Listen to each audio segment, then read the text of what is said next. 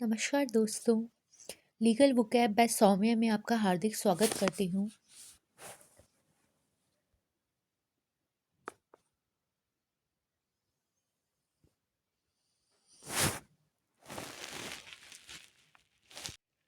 नमस्कार दोस्तों, legal vocab bye Saumya में आपका हार्दिक स्वागत है।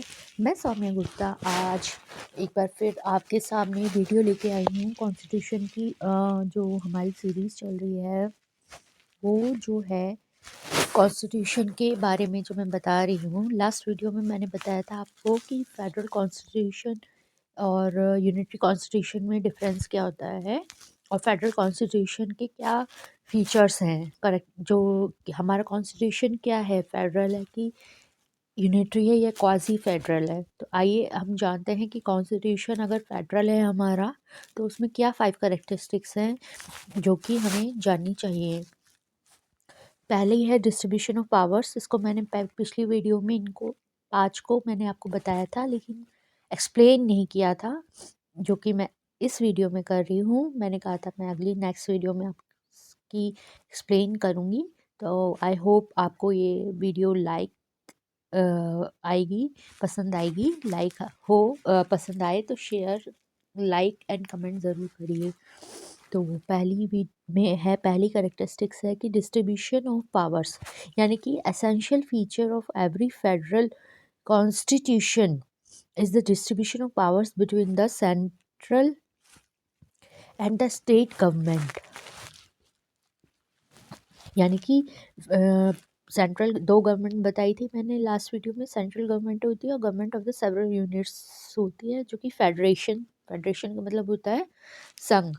संघ मतलब ये होता है कि distribution of power of the state among a number of coordinate bodies, जो कि ओरिजिनेट होती हैं, कंट्रोल होती है कॉन्स्टिट्यूशन के द्वारा।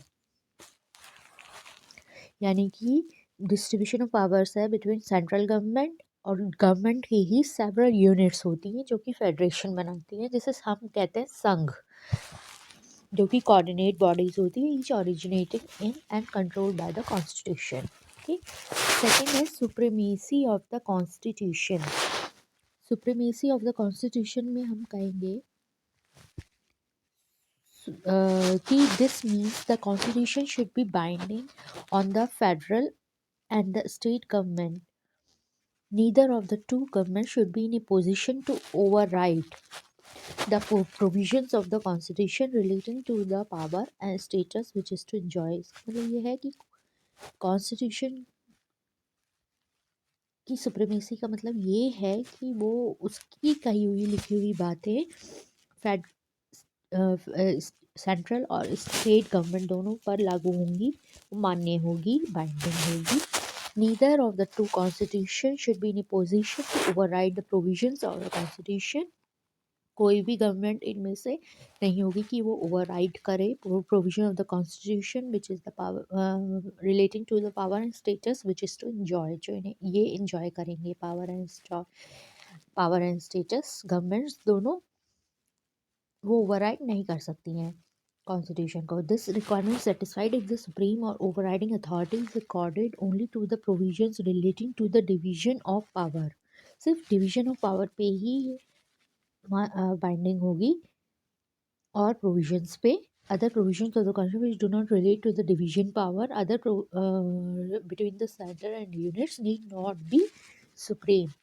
इसका सुप्रीम इसलिए जो अदर प्रोविजंस हैं उस पर लागू नहीं होगी। सिंपल सी भाषा में ये है कि which do not relate to the relationship between the centre और units need not be supreme.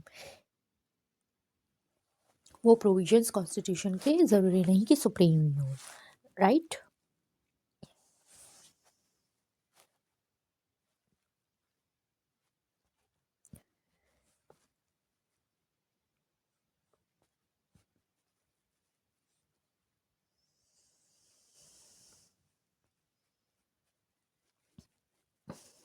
Next आता है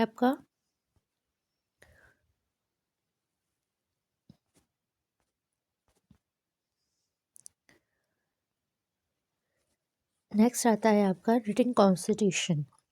कॉन्स्टिट्यूशन क्या है? हमेशा रिटन होना चाहिए ताकि उसकी सुप्रीमेसी को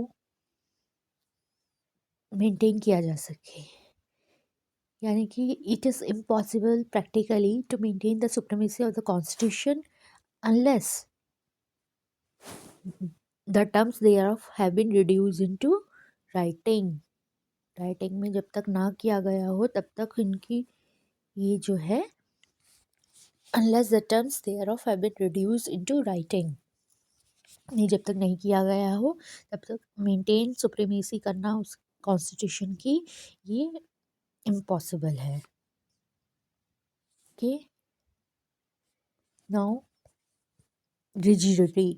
रिजिडिटी का ये जो फीचर है ये सुप्रीमेसी की कॉन्स्टिट्यूशन के जैसा ही है। इसका मतलब रिजिडिटी का मतलब ये नहीं होता है कि should be legally immutable. Legally immutable मतलब क्या होता है?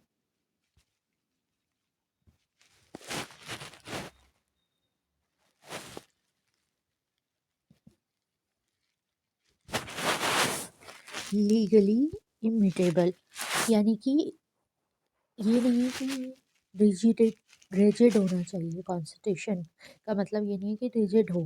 रिजिडिटी का मतलब ये नहीं कि कॉन्स्टिट्यूशन इम्यूटेबल है, यानी कि वो उसे बिल्कुल स्थिर रहना है, को चेंजेस नहीं ला सकते, उसमें कोई एडिशन अमेंडमेंट या कुछ नहीं कर सकते। इसका मतलब यही है कि अमेंडिंग कॉन्स्टिट्यूशन जो पावर है at least as concern those provisions of the constitution which regulate the status and powers of the federal and state government should not be confided exclusively either to the federal or state governments में as regards such provisions of the constitutions and as do not concern the federal system there is no necessity of maintaining the same rigidity। मतलब ये हो गया कि rigid का मतलब यही होता है कि अमेंडमेंट सिंपल में यही कहेंगे हम कि कॉन्स्टिट्यूशन को अमेंडमेंट किया जा सकता है, अमेंड किया जा सकता है अगर उस As regards such provisions of the Constitution do not concern the federal system, there is no जो कि फेडरल सिस्टम में नहीं है उनकी नेसेसिटी नहीं है कि वो मेंटेन कर सके maintaining the same rigidity. Now authority of courts, this involves two connected matters. This involves two connected matters. First हो गया this firstly there must be some authority होना चाहिए courts of law which can prevent the federal or state government को रोक सके from encroaching upon each other's powers। कि मतलब अगर दो अलग अलग यूनिट्स, एक सेंट्रल गवर्नमेंट है, फेडरल गवर्नमेंट और एक उसकी स्मॉलर यूनिट्स हैं, फेडरेशन है, तो वो इंक्रोच ना करें। इंक्रोच मतलब होता है मतलब उसे उस जो बाउंड्री खींची है स्टेट गवर्नमेंट और सेंट्रल गवर्नमेंट में, सेंट्रल गवर्नमेंट और स्टेट गवर्नमेंट उसको इंक्रोच ना करे, यानी कि उसको लांघे ना। इसलिए ईच अदर्स पावर को, एक दूसरे की पावर को, declare made by them ultra vires on the ground of excess of power. Encroach अगर कर लिया उन्होंने तो एक्सेस ऑफ पावर हो जाएगी जो कि अल्ट्रा वायरस है कॉन्स्टिट्यूशन के, मतलब उसके बाइंडिंग नहीं हो पाएगी कॉन्स्टिट्यूशन के। तो वो कॉन्स्टिट्यूशन अल्ट्रा वायरस मीन्स जो कॉन्स्टिट्यूशन है उसके अगेंस्ट हो जाएगी, अल्ट्रा वायरस हो जाएगी, जो कि बिल्कुल नॉन वैलिड है।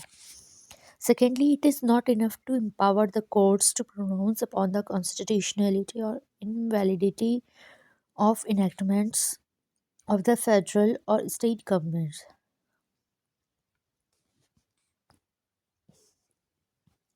इसका मतलब यही है कि it is not enough to empower the courts to pronounce upon the constitutionally. और दूसरी इसका मतलब ये भी है कि कोर्ट्स को हम इतनी पावर नहीं दे सकते, इतनी पावर नहीं दे सकते कि वो कॉन्स्टिट्यूशनलिटी के विरुद्ध हो जाए। What is more important is to constitute a final Supreme Court which should not be dependent upon the federal or state governments। इसलिए हमने सुप्रीम कोर्ट को स्टैब्लिश किया है, हमारे कॉन्स्टिट्यूशन में है। Which should not be dependent upon the federal और state governments पे डिपेंडेंट नहीं है। Should have the authority to have the last word in matters involving constitutional interpretation, कि अपनी बिल्कुल आज्ञा दे दे, वो बिल्कुल लास्ट वर्ड होते हैं सुप्रीम कोर्ट के, फाइनल वर्डिंग्स होती हैं जो कि कॉन्स्टिट्यूशनल इंटरप्रिटेशन को इन्वॉल्व करती हैं। आई होप ये वीडियो आपको पसंद आई होगी, समझ में आई होगी। समझ में आए तो प्लीज़ लाइक शेयर और कमेंट करना ना भूलिए। तब तक लेती हूँ मैं इजाज़त आपसे, नेक्स्ट वीडियो में मिलेंगे जल्दी ही। Thank you so much students.